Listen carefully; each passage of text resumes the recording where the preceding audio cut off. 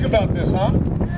Hey, I tell you what, when I envisioned what Karen had in mind, and what so many of our volunteers had in mind, a backdrop, a stage, and all that, it just blew my mind. I had no idea that it would be the reality that it is. We've been going around here 2 days out of 4, right? Hard on the road. It's our second day, and I tell you what, it just keeps getting better and better. We just left UMBC, right? Isn't that right? Ton of college students out there, really excited about achieving a dream in Maryland. Shook some hands, didn't kiss any babies, but had a really good time connecting with our young adults. We don't want to take our college students for granted. We don't want to take our middle-aged partners for granted. We don't want to take our seniors for granted. We want to reach out to every single Marylander across this state so they know that they too can achieve the dream, and kind of outline what exactly that means. But let me tell you this, I am absolutely honored to be here, and that so many of you all took time out of your schedule, threw on your t-shirts, came out and saw to be a part of this, what I consider to be one of the most important moves of me and my wife's lives and our careers as we embark upon this week as our announcement week. And is Doug out here yet? When Doug comes out, when he does come out, I want to acknowledge him. He owns this wonderful business here, Fresh Designs. He is one of the reasons why we're working so hard to redefine who we are and to rebuild and establish the dream back here in Maryland, back here in the state of Maryland. We can do so much better than what we're doing. Businesses are struggling. People are unemployed. We're facing one of the hardest shortfalls in terms of our financial positioning than we ever have. 33% of our jobs have left our state since 2000. 1.4 million Marylanders call another state their home from 2000 to 2010, taking with them $5.5 billion in revenues. We're the wealthiest, third wealthiest state in the nation, yet we continue to pay aggressive and obnoxious taxes that increase year after year after year. I never thought I'd be taxed because I could not control the rain. Never thought that would happen. My wife teases me sometimes. She said, well, Charles, pretty soon they'll be taxing you just to breathe every day. And for our family, it'll be even more expensive because we have 4 daughters. We have a lot of air in our house that we breathe in, a lot of CO2 we give off. But at some point, we're convinced that men and women across the state of Maryland, and we believe it's right now, right here, are going to open their eyes to the reality of where we are and begin making significant changes in their voting patterns. And they're going to begin considering this team, this Achieve the Dream team. And they're going to say, you know what, I think we'll give that guy Charles Lollar a shot. One of the main things I hear over and over and over again is, why in the world would you want to run for governor of this state? Why would you want to leave business where you're doing much better prosperity-wise? You're a Marine Corps officer. Why in the world would you want to run for Maryland, run for governor in a state like Maryland? And I tell them all the same thing. When I consider the founding fathers and the dream they had for this country, a dream that was deeply embedded in life and liberty and the pursuit of happiness. When I consider the dream as articulated by Dr. King, that one day his children would not be judged by their skin's color or the color of their skin, but by the content of their character. And how both those dreams are both so significantly tied together. And then I consider where we are in Maryland. Unemployment in Baltimore City is 11.4%. 10,000 closed businesses in Baltimore City alone. Schools that continue to struggle as we throw more and more money at a problem that must be seen not just as a waste of money, but not the fair concentration of dollars and cents where it should go to the classroom and to the teachers. When I consider our energy costs in this state, 3 to 4 cents per kilowatt hour higher than our neighboring states, and begin to understand, Chick, that one of the highest expense items for any manufacturing business is energy. We continue to import 33% of our energy from Pennsylvania because we don't have the wisdom, the courage, or the wherewithal to begin looking at natural gas and other opportunities to bring energy to the table so we can bring more business to our state. When I consider how partisan politics and professional politicians continue to segregate our vote and separate us one from another in everyday issues where we need to talk about and be concerned about where we're going. The foolishness, even that I hear right now on the other side of the aisle with the other two candidates running for governor currently arguing over skin color, as if the joblessness in our state is not enough. Energy issues for us to discuss and debate is not enough. Transportation issues in our state is not enough. Education issues in our state is not enough. But they can find the time to disagree and discuss who's black enough and who's not. We are in a terrible state, ladies and gentlemen. And the more I consider where we are, the more I know that we can absolutely do better. So I'm talking to a construction worker in Baltimore today, in Baltimore City today, who walks over to me and says, I'm just looking for someone to help me make more money and prosper in this state. And he said, I don't need government to do it. I just want more opportunity. He looked at me and he said, Charles, in 4 years, my business has not been able to give me a pay increase. And he said something wonderfully refreshing. He said, I don't blame the business. We're just taxed too much in this state. I looked at him, I said, you know what? Although you haven't received an increase in the past 4 years, your governor has. Our state government continues to grow. And those are your tax dollars that are providing the funding for it. How in the world can we look each other in the face and not have real conversation about real issues that are taking our state in the wrong direction? If we don't stop allowing partisan politics and full-time politicians, we got to stop them from separating us with their language, with their outright lies, and just stand up to some facts that Maryland's going in the wrong direction. So we're going to run a campaign about achieving a dream. Achieving a dream, achieving a dream. What kind of dream? A dream of Maryland that continues to prosper because we'll bring more business back to our state. A dream of Maryland that helps to deal with regulation to bring it down so our businesses can start hiring more and more employees. We call this a focus on employees, not employers.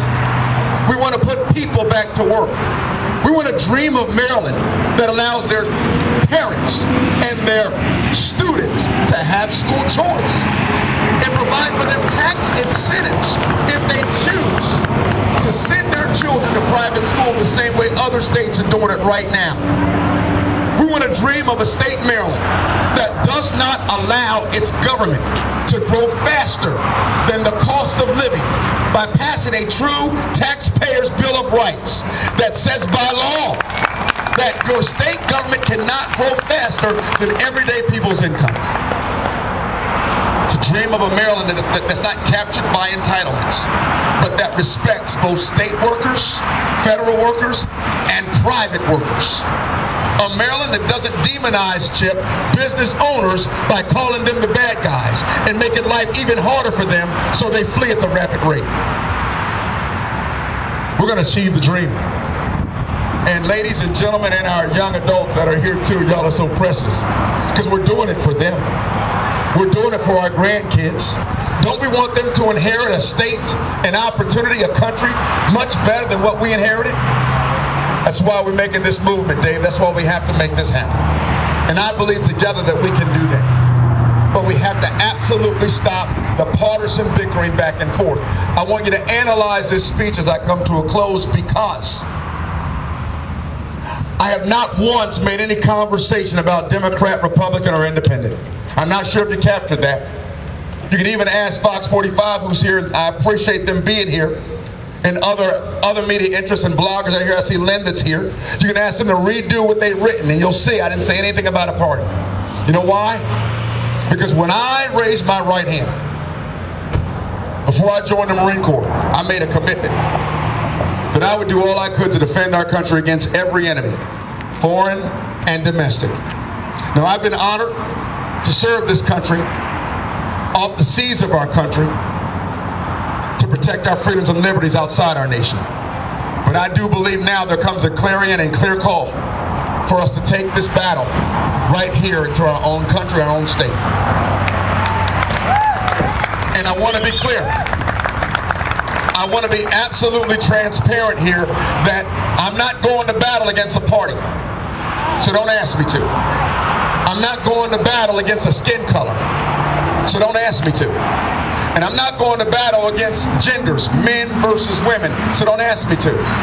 I'm going to battle against policies, regulations, and procedures and conversations that attempt to strip liberties and freedom and the dream to pursue happiness away from every mailander in our state.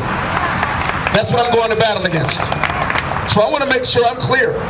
I want to make sure I'm transparent, because it's very important for us to understand that. The policies in our state are wrong. Anytime someone can venture to say that 99% of our jobs have been recovered since the downturn of 2008 without looking at your own Department of Labor numbers. 2008 January unemployment was 3.6%. Unemployment August of 2013 is 7.5%. Now, I'm not the sharpest tool in the shed. After all, I'm a Marine. But let me make sure that we understand each other. I don't even think my children could mess this up. And my babies are pretty savvy, pretty smart. No one can mess this up. If I was at 3.6% and I'm now at 7.5% in unemployment, how in the world did I recover 99% of the jobs I lost in 2008? And how in the world can people agree with that? That's what we're going to war against. That's what we're battling against. And we're absolutely going to get it done, and we're going to achieve the dream. And come 2014, we're going to elect a fresh perspective and new leadership in Annapolis in the office of the governorship of this state. And I'm asking for your help. I'm asking for your help because I need your help. I'm asking for your help for people like Doug, who's business owner right here at Fresh Designs, that absolutely need the opportunity. He doesn't want a government handout. He simply wants less regulation, less of a tax burden. I mean, just the asphalt you're standing on, he's now going to be taxed on when it comes to the rain tax. I need your help to support men like this and women like this. And I boldly stand before you asking for your support. I'm giving this to Doug, by the way, whether he wears it or not. Thank you, brother. That yes, this is an announcement that we are absolutely going to seek the office of CEO and governor of the state of Maryland. And it's about time.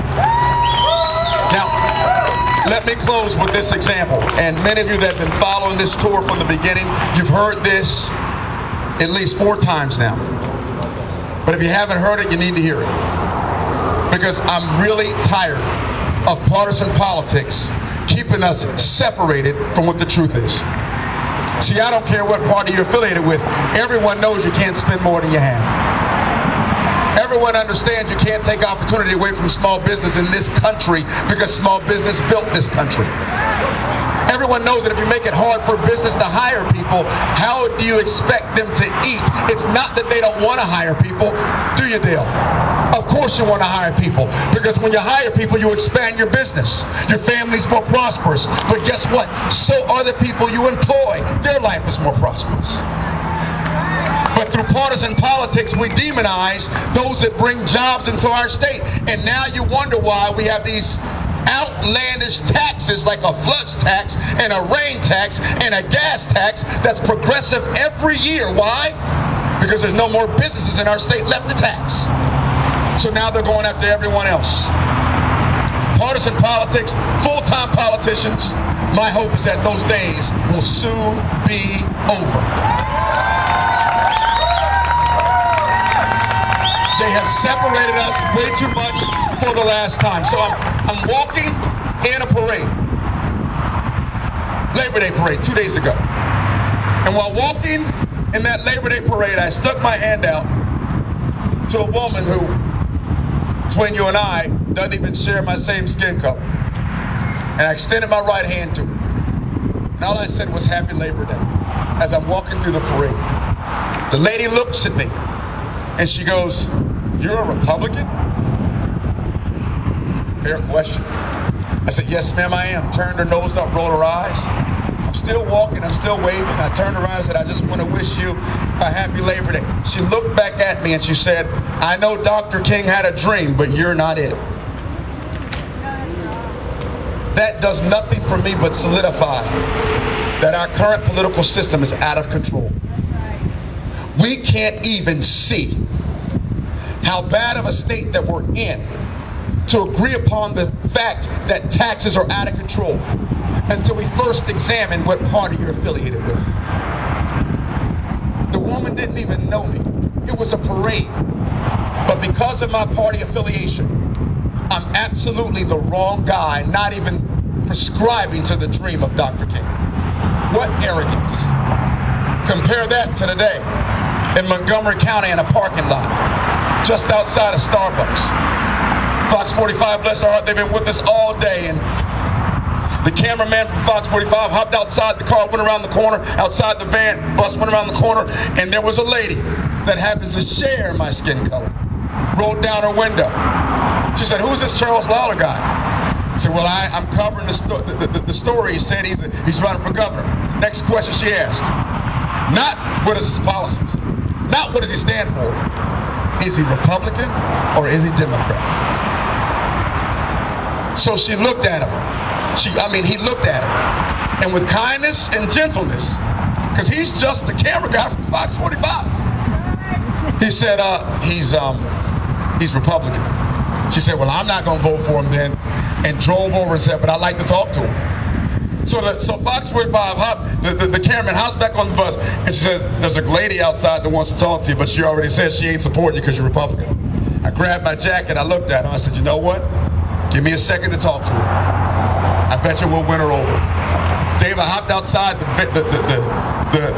bus. I went over to the other side, reached over, shook her hand, and started talking to her about policies, issues, where we're at, what we're doing, what we're going through, where we are in Maryland.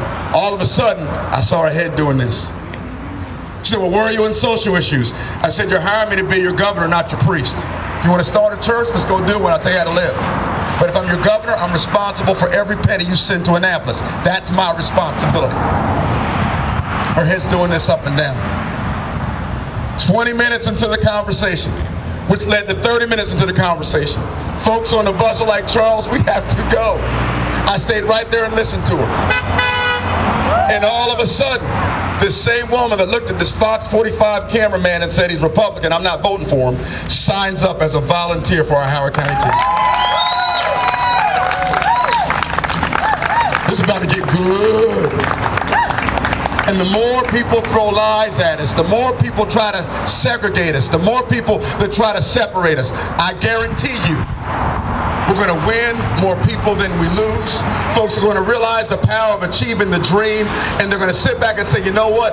I think the state of Maryland deserves to go in a better direction, a different direction, where we bring people together and not segregate them, lower taxes, bring business back, employ people, bring manufacturing jobs to Baltimore City and across the entire state, and change our state for good. If you achieve that dream with me, I guarantee we'll get this done. Thank you all so very much for standing out here in this heat.